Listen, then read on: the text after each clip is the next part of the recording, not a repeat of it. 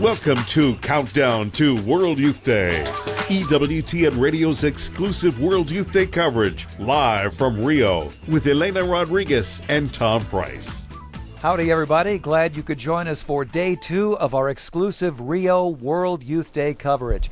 Thom Price here, along with the girl from Ipanema, Elena Rodriguez. How are you today? This is the girl from Ipanema, broadcasting live from Rio de Janeiro.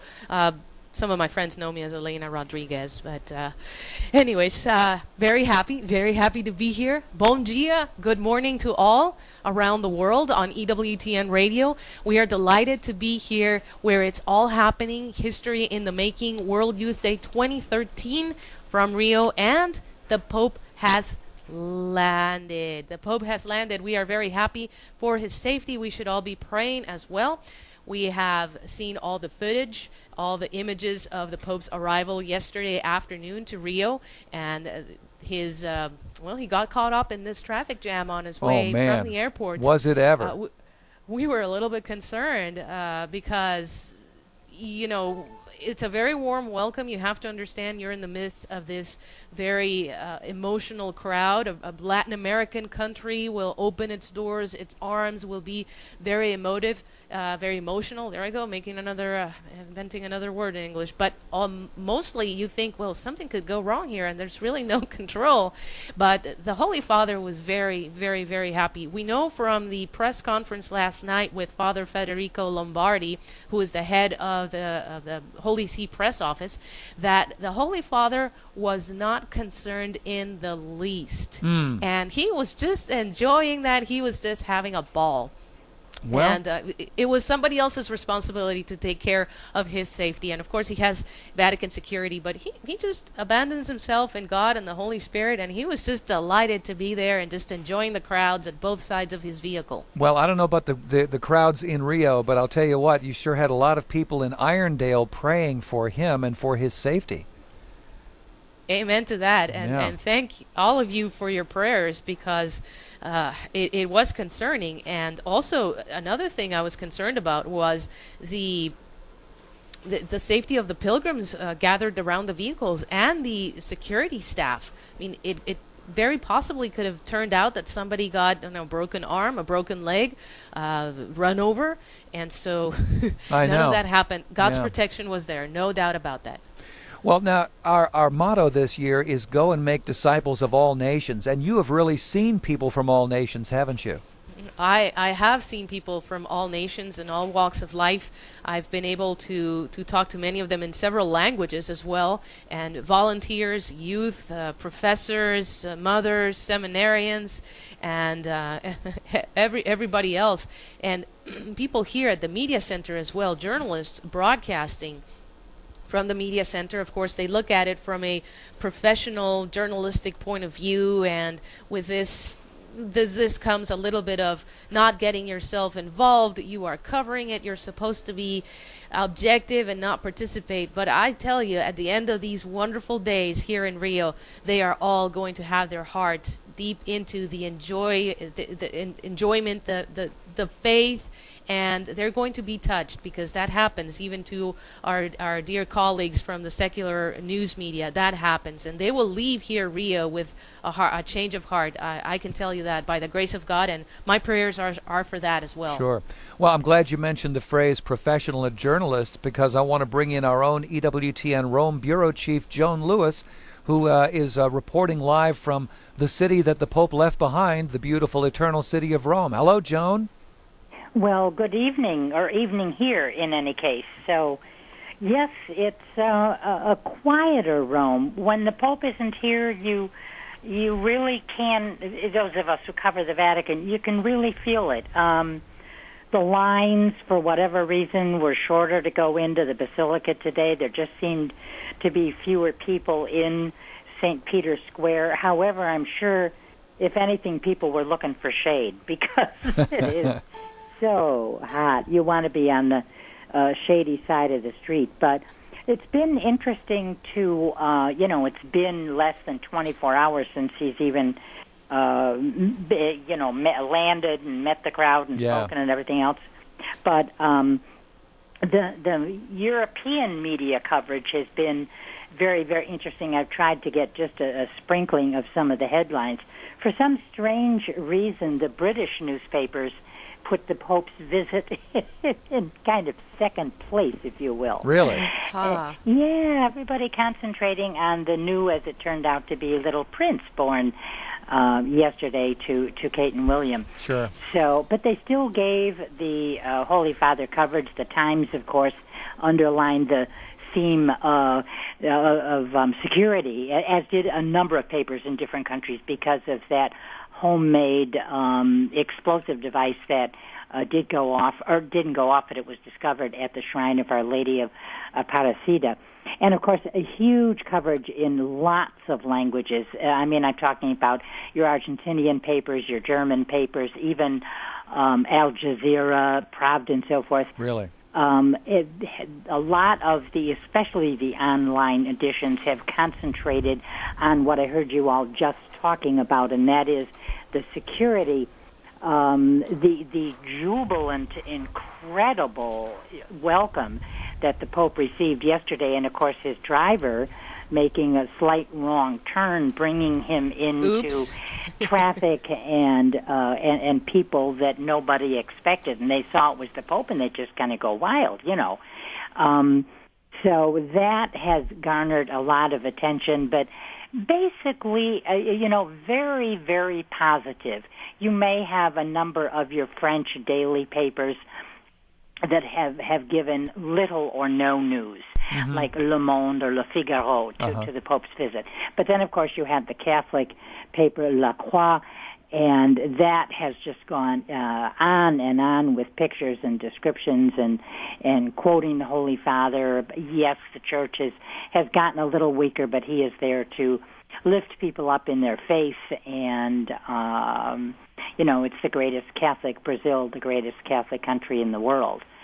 Then obviously you have, I haven't seen a lot in the Spanish papers yet, but El País, and I wish I understood more of the headline, they had one, Pope Francis launches a crusade for equality. Now, they didn't go on, I'm guessing they mean in the workforce or something else like that, because he talked a lot about the young people making their contribution to society, and they can only do that fully if, of course, they have jobs and can have a dignified life.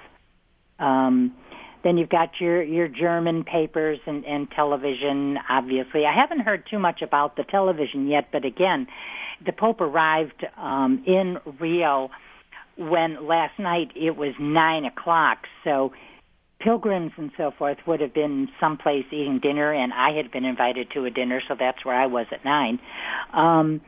And the Italians would have watched it. It would have been on the news at that time. So what are people's reactions? It's really early.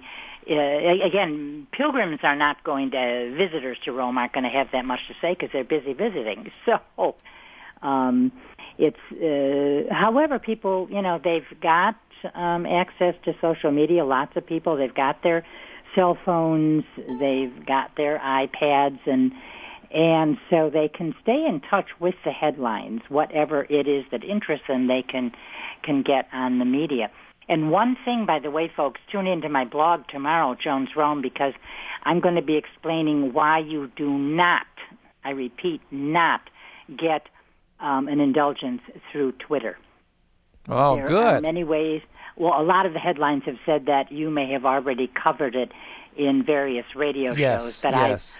I had my own thoughts on the matter, not as a professional theologian or anything, but I did contact a lot of professionals with degrees, and I think, as even we suspected, you do not get, with Twitter, you do not get an indulgence. Correct. I will explain how with other media, like watching, if you are, as the indulgence says, if you are legitimately impeded, from going, for example, to Rio for World Youth Day, then watching it on television, watching the Papal Mass, etc., on EWTN qualifies as long as you fulfill the other conditions. So, an important thing here. But The Pope is missed, and the Vatican press office is very quiet, other than the fact it's July when a lot of people go on vacation.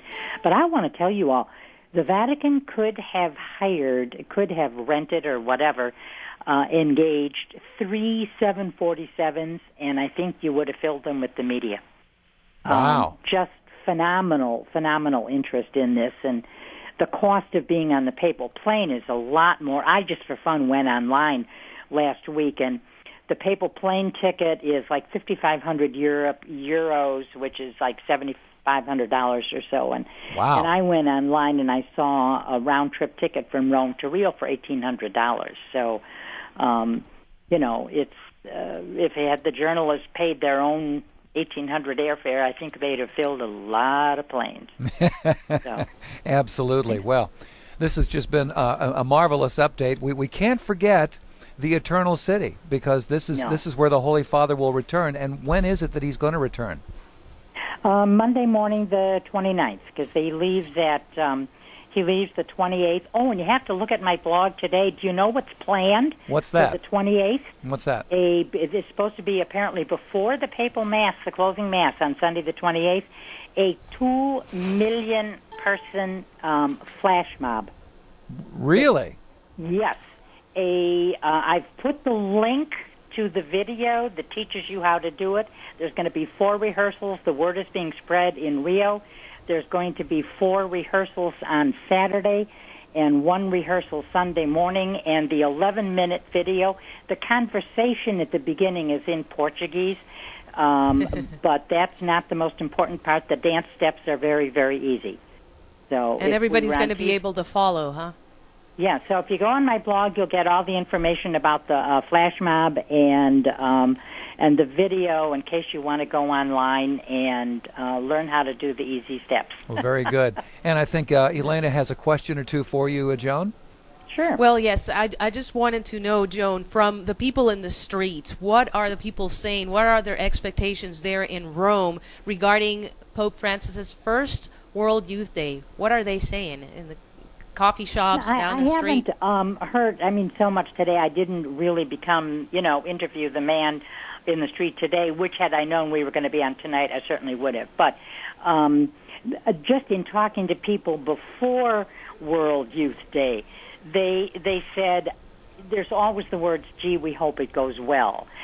But most people, after saying that, would add, just look at how he's been welcomed here in Rome. He's one of us. He's such a human person. His smile is so endearing. How many people he hugs and hug him. So I hope everything goes well is always followed by very positive observations about this Pope and his papacy. And so obviously we continue that and with special prayers, as you all said, about the security, because I got a number of emails today saying, oh, my word, I was so worried for the Pope last night. Yeah. So, we all were, but you think the Holy Father will get a hero's welcome when he comes back home?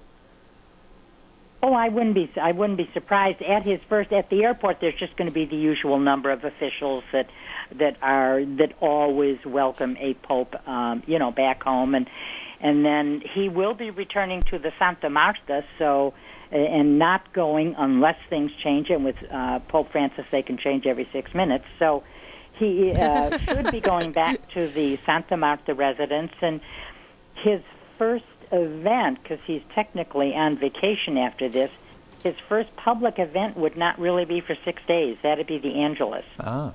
So he'll have a chance to rest. He will be doing... I think it's scheduled for, I have to check, I really would have to check out July and August. And it's very interesting, Joe, now that you mentioned that the Holy Father, once he returns from Rio to the Vatican, will go back to living in his quarters in Domus Santa Marte. But here, while in Rio, he will have also a very simple, very austere room with a... So he's at the residence there. And, if you put all the choices for anything up to the Holy Father, and I'm sure many were put up to him for this trip, because he personalized what was originally Benedict XVI's choice of a city for World Youth Day, and and it would have been a much lighter schedule. But the Pope would always want simplicity. He would tell you, look, just give me time with the people. Give me time to talk. Give me time to meet. And then he would make a long list. Obviously, the young people, because you're in Rio. He wants to meet fellow Argentinians. He does not want to neglect senior citizens, because it's the seniors who have passed on the knowledge, the wisdom, the customs that have given this hopefully a huge legacy to their children and grandchildren. So I think if his body could take it, he would spend 24/7 being with people, praying with them, talking, but above all, listening. And listening, he does also very well, and he has this unique way of warming up to the crowd, and the crowd warming up to him, and just it's just fantastic the way he connects with people everywhere. Right. So we need to keep him in our prayers. I'm reading all these various stories online by reporters who have been talking to people all over the world, but certainly these days in Rio, and they're talking to people of little or no faith. They're talking to atheists. One person just interviewed atheists, and they're just absolutely charmed by this Pope and interested in him and willing to listen. That is huge.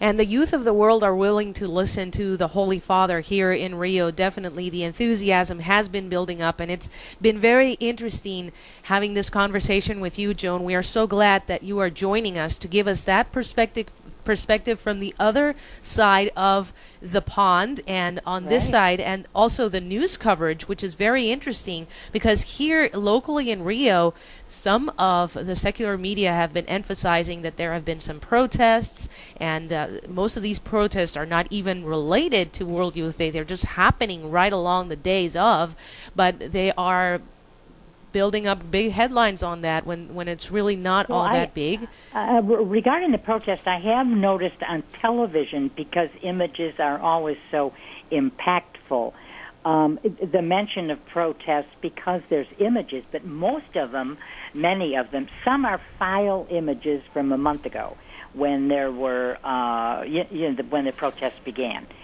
And others, there apparently are some groups that really, really small. They're not the ones that are setting places on fire.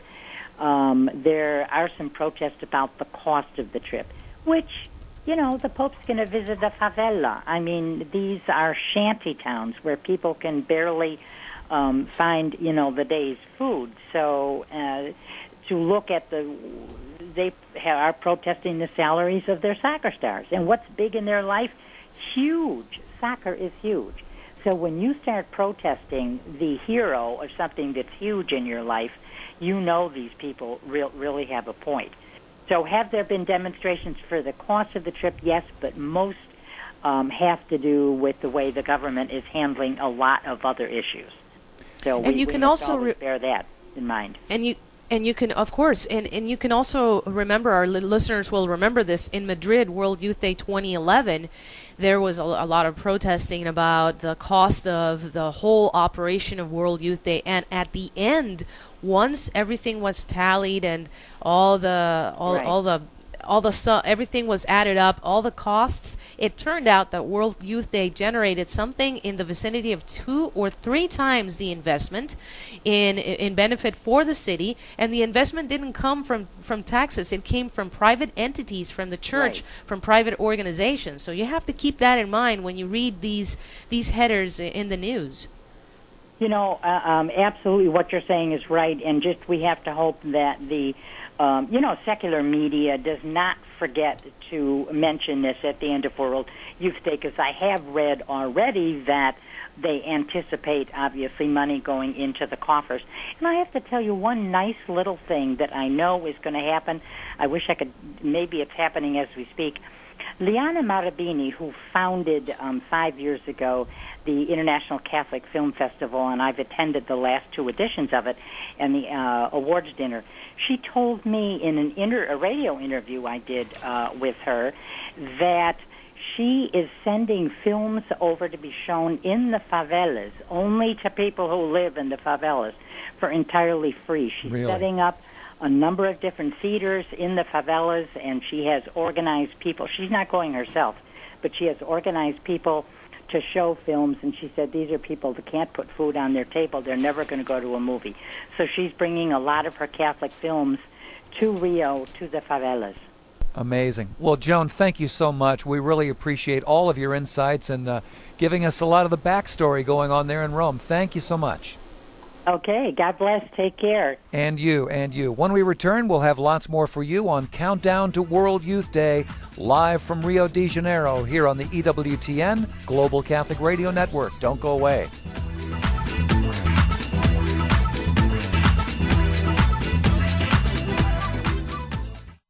This is Life Issues with Brad Mattis, Executive Director of Life Issues Institute. A male dog in Bangkok named Pui picked up a white plastic bag in his mouth at the local dump and took it home to his master.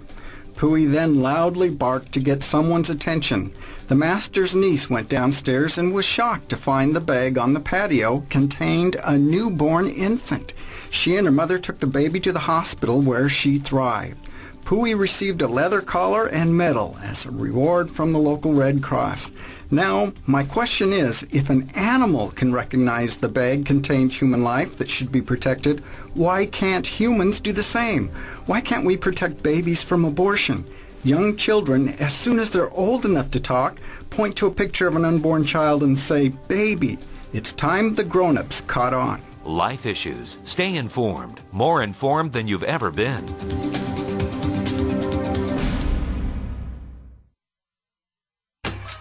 Let's return to EWTN Radio's exclusive World Youth Day coverage, live from Rio.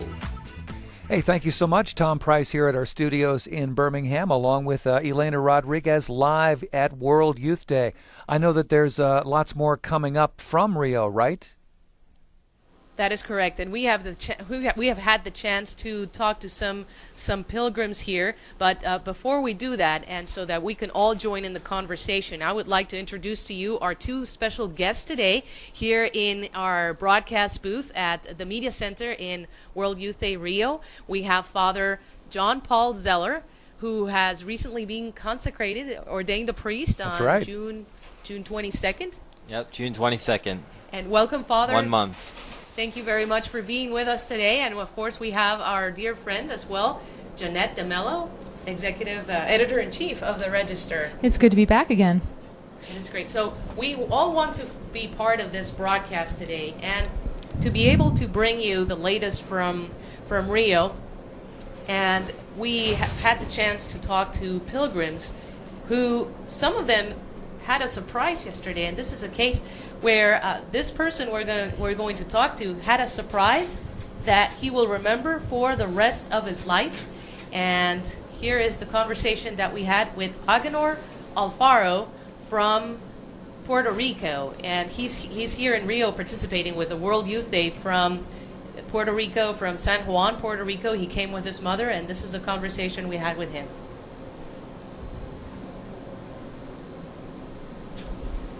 All right. We cannot hear the audio, but we'll get that all set up in a moment. And here we go. So, is this your first time in Rio? Yes, first time. For World Youth Day. South America. I'm sorry? For World Youth Day.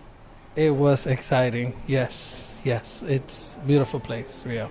Did you have any expectations you would be able to see the Pope up close? No, we actually didn't plan on it because they had told us that more than 2 million people probably were going to be there. So we said, let's just skip it and we'll wait, And we went down there and we ended up in the best spot. Actually, when he made the turn, that's the exact place where we were at.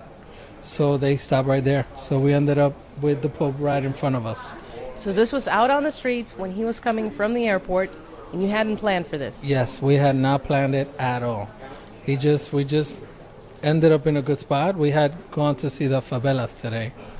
And when we came back, we just picked a spot just to see what would happen. And it was weird because we were expecting a lot of security in front of him.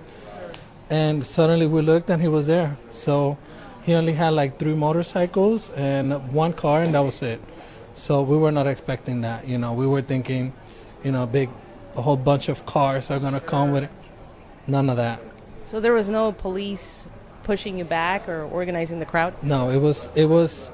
They had volunteers in front, so that helped, But the people were just standing there, and then he just came and, yeah, it was amazing experience. Yes, it was. So, never in my life would that happen again, I'm sure. So, Were you all by yourself or with a group? No, I was with my mom, actually, only us two. So the funny thing was that we met a lot of people, and they were just sharing their space with us, which, we were not expecting that. And they were talking to us, and we told them where we were from. And so we met people from Australia, England, Brazil. That was different. That was quite an experience, yeah. That is so wonderful. Yes. The whole world is coming together. Is this your first World Youth Day? Yes, first one. And it's been quite an experience. Seeing everybody in the streets together, and just, the energy is so positive. It's amazing. It really is. So. Well, God bless you. Enjoy World Youth Day. Thank you. Appreciate that. And so the pilgrims are enjoying World Youth Day and taking back these great memories and texting back and communicating back with their family at home. But there's a lot going on here besides the major World Youth Day events. And Father John Paul Zeller, who is joining us here in our studio, you wear a brown habit, the Franciscan habit, and that is like a pilgrim magnet, isn't it? I think you've experienced that too. Just walking behind us and just watching all the people comment and come up to us and ask for blessings, and it really is it's the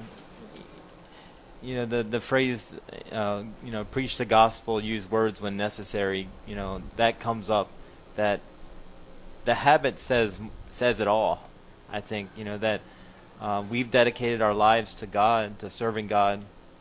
And the people here, I think, in Brazil are hungry for that. They're thirsty for that. And you sense that when even we're walking alongside the beach, even on the beach, obviously we're going to draw attention. Yes. Most people have never even seen a habit before in their life. In the airports, everywhere. Everywhere. And they were coming up to us wanting pictures, and it's just been great. Yeah. And Jeanette de Mello with the Register has also been approached by a lot of people. They talk to you in Portuguese. They think you're Yeah, sometimes they do. Well, my last name is de Mello, which is a Brazilian last name. It's like Smith here. It's everywhere. I see street signs with my last name.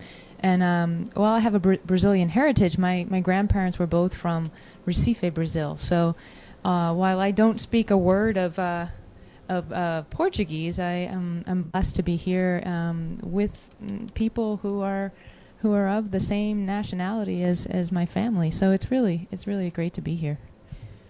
And you have been also able to talk to pilgrims. What experiences have you had talking with them? What are they telling you? I was thinking you talked to this gentleman who was out there when accidentally saw the entourage with the Pope, or the small entourage, and had this opportunity. And I talked to someone who also had an opportunity to be out there. It was Seth DeMore with 1billionstories.com. That's a website that does videos, and I was talking to Seth about his experience out there on the street with his team, and they were talking to people, also having a little trouble understanding because a lot of the conversation was in Spanish and Portuguese, and we're all doing our best, us English speakers. But Seth said he was on one side of the street with the Brazilians, and on the other side were the Argentinians, and they were just chanting back and forth, and he said, usually in soccer these are adversaries. They're constantly battling each other, but they were really going with one voice yesterday, and it was really just an amazing witness. And I think already the Holy Father has called us to be brothers and sisters and create a world of brothers and sisters. And you could see it yesterday with the Brazilians and the Argentinians, who were finally standing together as brothers and sisters welcoming Pope Francis. And that confluence of cultures, and and languages and faith. We all speak the same language of faith, and that is something you see come alive here in such a big way at World Youth Day, how people make friendships instantly. And with the pilgrims that I have had a chance to speak with, they tell me they see flags, they exchange greetings, sometimes by sign language because they don't speak the same language, but Really? they want to all take pictures together. They want to have pictures, and so everybody shares their cameras. And of course, you know, young people are going to be posting those seconds later on their social networks, and they're going to be sharing them with the folks back at home. So there's a lot of communication going on back and forth. Really, Rio is a center of communication, not just a center of faith right now around the world, but the center of communication. It's true. You know, I ran into the Sisters of Life, 2 Sisters of Life, who were walking down the street with a small group from New York, and as I was talking to them, they started to scream. I was interviewing them, and they started to scream, and somebody they had greeted somebody, and it was the family they had stayed with last week during their mission week. And it's not nearby. The family's home was not nearby, but they had formed such a friendship with this family that welcomed them into their home, into their parish last week. And they accidentally ran into him on the street here, and they were just filled with such joy. Oh. It really showed how quickly friendships form. And I think the Brazilian people really have a warmth about them. They just exude this real warmth and energy and joy. And That's right. speaking of this joy and of faith, there's also the vocational side of World Youth Day, Father John Paul Zeller.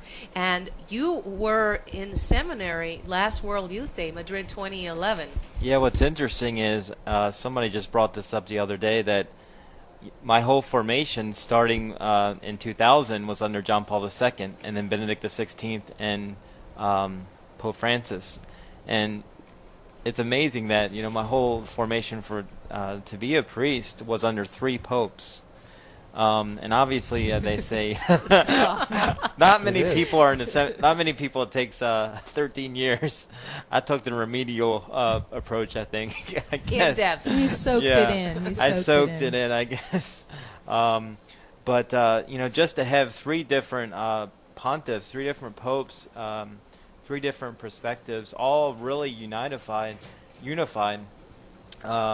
They all have their gifts to bring to the papacy. John Paul II, obviously. A lot of the young people here, what's interesting is a lot of the young people are saying it's so great to see a pope that's energetic, that's, you know, out there with the people. And I think a lot of them don't realize they were very young, or probably not even born yet, when John Paul II was a young, you know, 56-year-old, 60-year-old man. Yeah. And he was very young, and he was out there, and he was exuberant. Skiing and everything else. Yeah. So I think we have to remind people that, you know, there was, not too long ago, there was John Paul II who was, you know, just as, you know, maybe even more active, and, you know, had that energy, you know.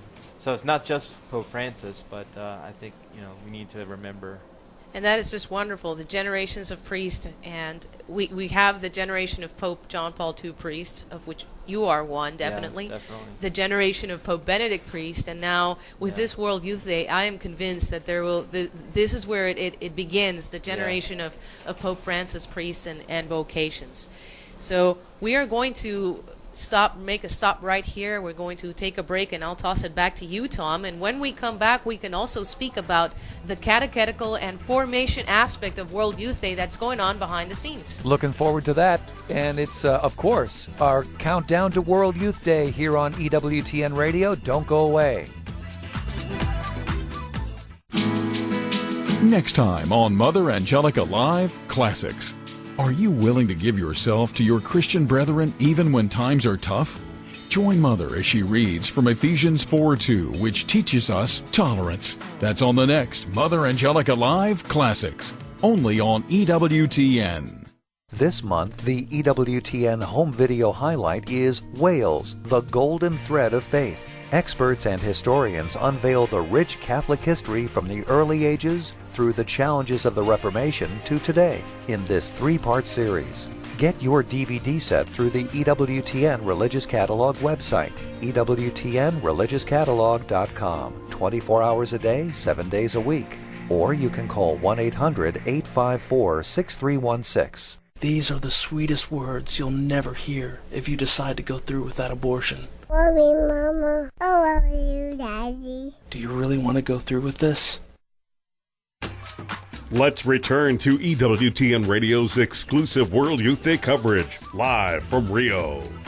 Welcome back. It is day 2 of our exclusive EWTN coverage, Countdown to World Youth Day 2013 from Rio. And Elena Rodriguez, the girl from Ipanema, and of course your own studio guest there. Yes, we are really very comfortable here at the Media Center, live from Rio. We have a broadcast booth. Sometimes it shakes. There are risers on top of us and lookout points for all the graphic photogs, for print, for video, and so this is bustling with journalists running around trying to get their headlines in on time, and the wonderful world of journalism turned into faith. There is a lot going on faith related here from Rio, and one of the very things that you do when you visit this city, whether as a tourist or of course now for World Youth Day, is you go visit the Monument of Christ Redeemer, and it is overlooking the city, protecting the city, standing out. It's 38 meters tall, so that's about what?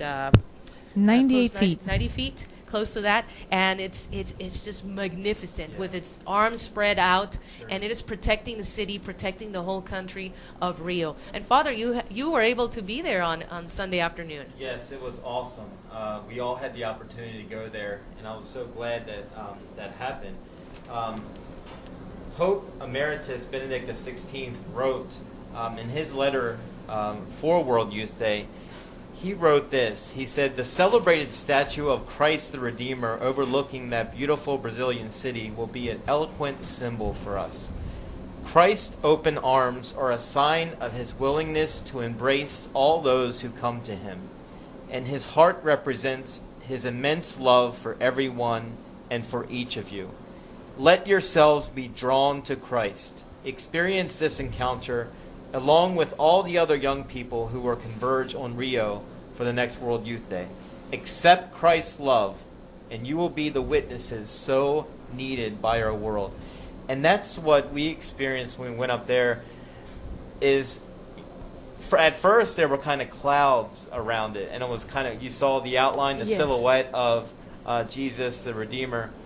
But the crowds were screaming whenever the clouds would pass, and you would see Jesus with his arms outstretched. You would hear a burst of joy from the crowd, and it was so cool. And we were up there, and I got to have all kinds of pictures of it. And it was just you met people up there, and you saw people's faith kind of lived, just that lived experience of faith. You know, them looking at the Lord. So I know Jeanette, had some experiences. Yeah, I was there. I think it was on Sunday. Also, I was there at a different time than you. But at the Register, we have bloggers who are blogging about their experience, and one of our bloggers is Tim Watkins, and Tim is a producer of a documentary called "The Blood and the Rose." And this morning, Tim blogged on his trip yesterday to Christ the Redeemer, and he said they got up to the top and it was cloudy and the clouds did not break, and he really writes about how this is an experience of faith, and that this often happens in our own lives, that it's cloudy and we can't see, that the cloud doesn't break when at times we expect it to, and yet that's what faith is about. It's about trusting Jesus even though we can't see him in the circumstances of our life, and sure enough, he will break through. And I thought that was a really beautiful blog. People can find it at ncregister.com. we have a blog, ongoing blog called World Youth Day Witnesses. Tim Watkins is one of those witnesses, and it just was a really good blog post. We also have Bishop Conley blog this morning, and he also, I think, got up to Christ the Redeemer, and so his blog is really awesome too. He's got a group from Lincoln, Nebraska, where it's part of his flock there, and so check out World Youth Day Witnesses at ncregister.com. World Youth Day Witnesses and at ncregister.com is the site. And one of the things that we have to keep in mind here is that it is not only what we are living here at this time, but what we need to take back with us. And of course, these next few days are going to be at an all-time high in terms of joy. But also, we need to know that once the joy kind of fades down and you go back to normal life, you have to be very careful with how you keep that spirituality going. That's the hard part, isn't it?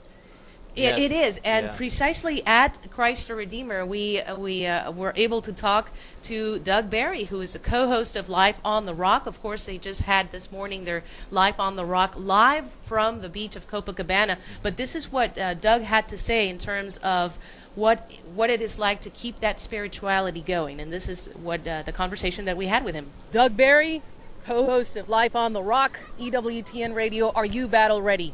Of course. Well, I'm trying to be. Yeah, I am, sure. How's that for being confident? And short, and brief.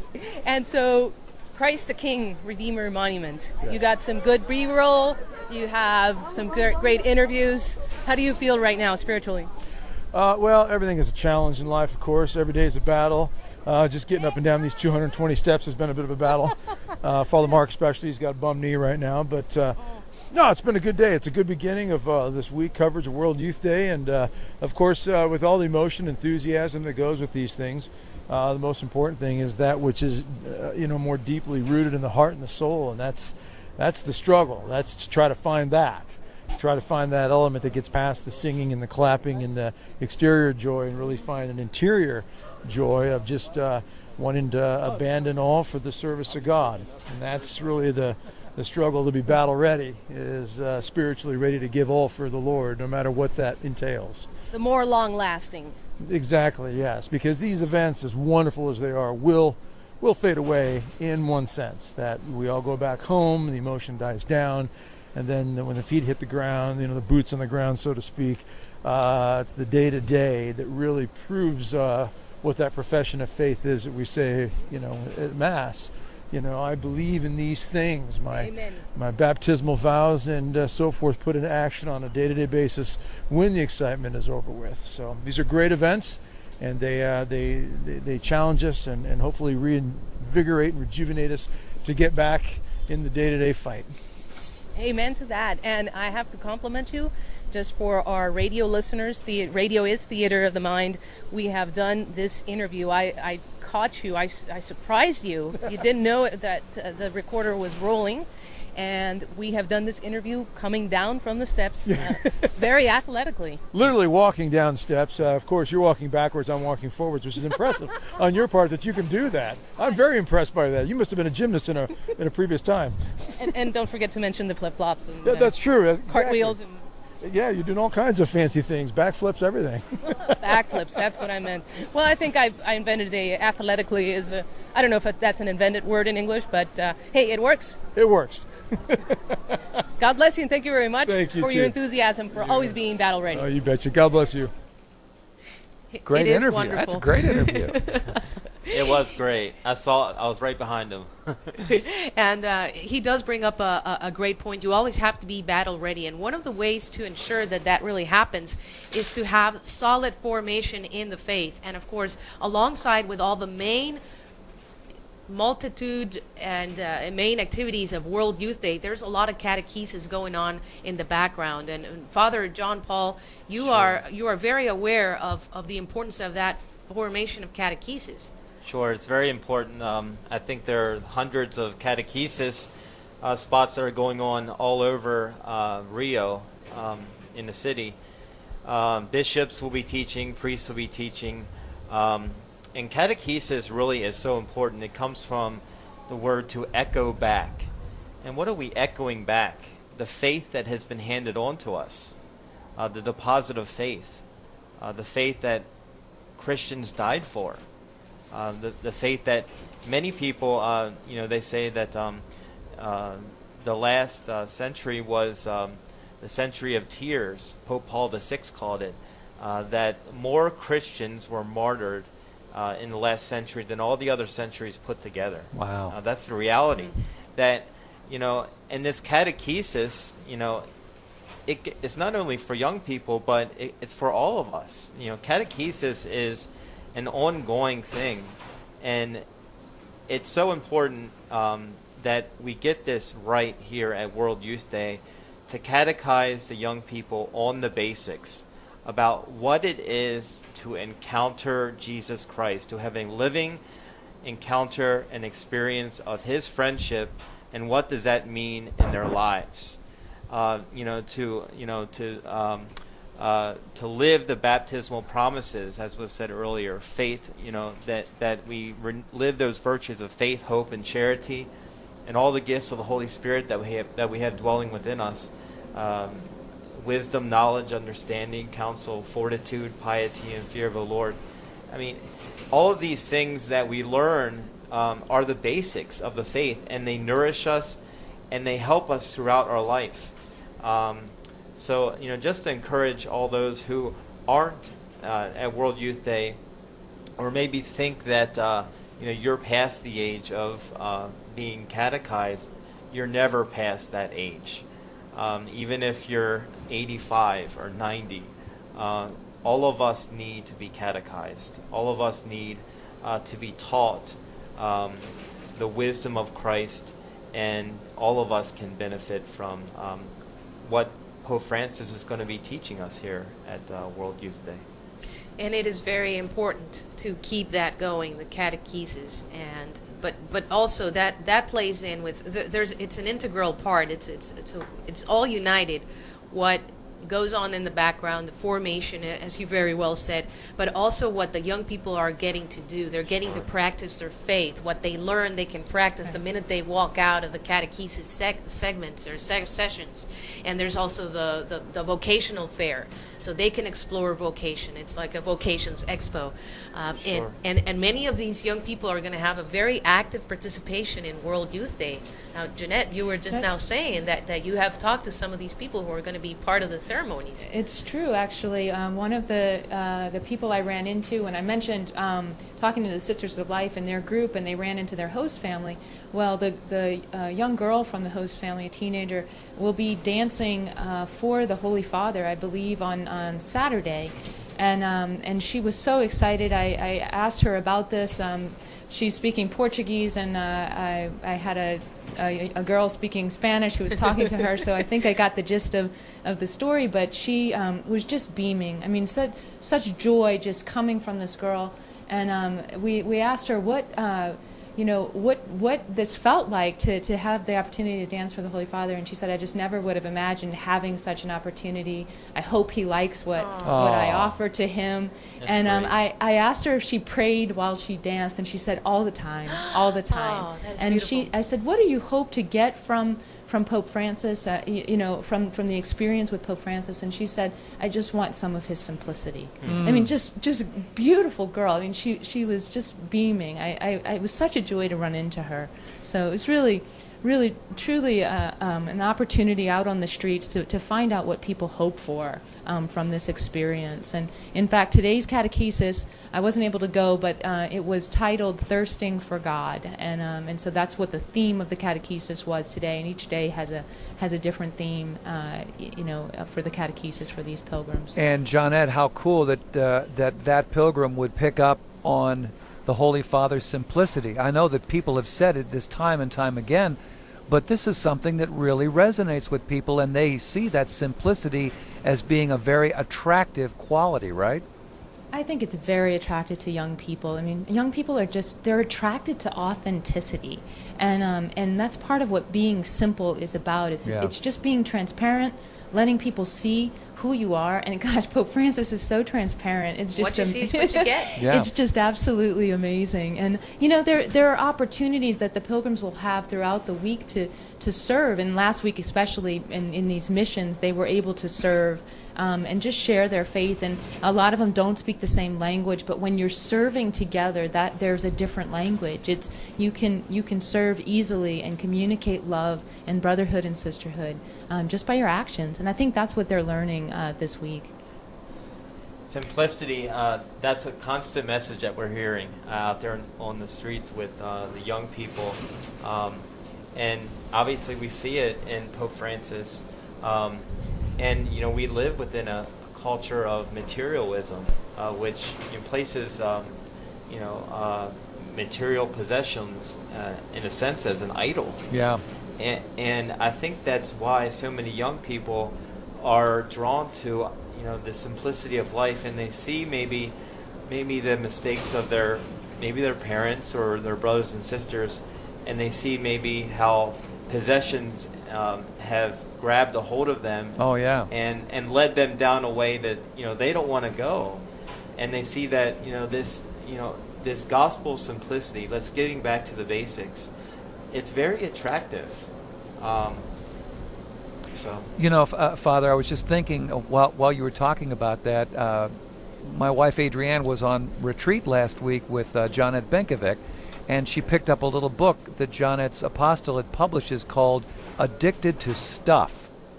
And, we are all so surrounded by material objects, and at some point it's very dangerous when instead of using them, they start using us, Yes, yeah. We see it all the time. I want to thank you both for all that you are doing to make our radio coverage even better and even stronger. Oh, Thank you so much, Thom. It's been great. We're glad to be here. It's a lot of fun. Radio's fun. It is a lot of fun. Work. It is fun. A lot of work, but well, it I know is that. A lot of work. Yeah, and I know Elena has been working very hard lining up interviews and people to talk with. But there's a lot of events coming on, not only today but throughout the rest of the week. What's the next thing on the agenda, Elena?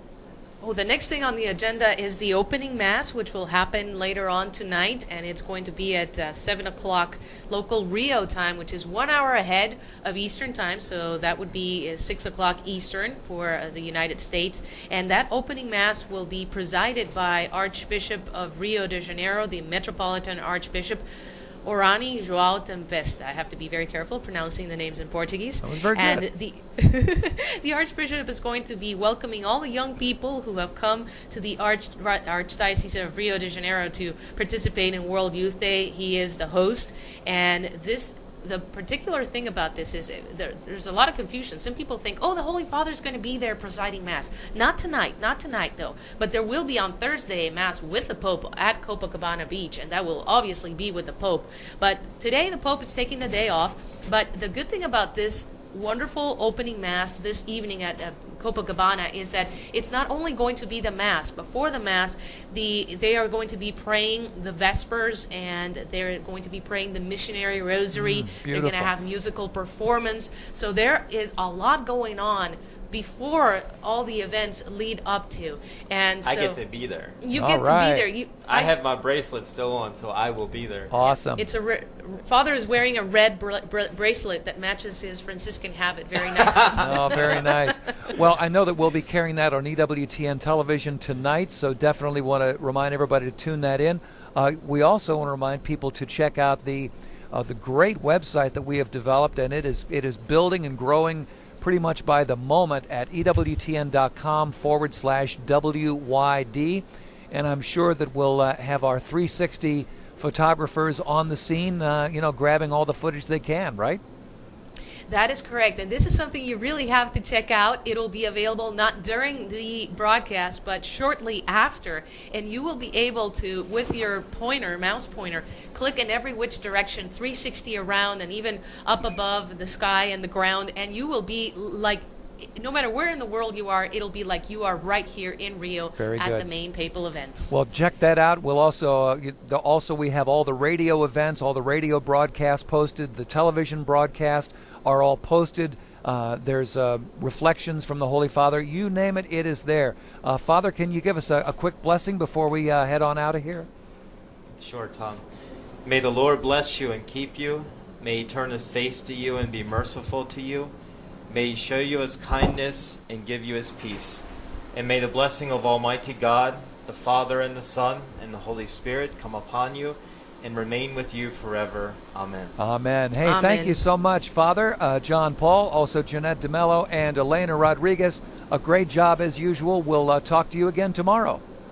God bless you and greetings from Rio. Ciao. Ciao. Thank you very much from the girl from Ipanema there, wrapping things up for us on our live broadcast. Don't forget, later on today, it's going to be Open Line Tuesday with Barbara McGuigan, also At Home with Jim and Joy, and, of course, our live continuing coverage from Rio on EWTN radio, television, and everywhere. Keep it right here on EWTN. I'm Thom Price.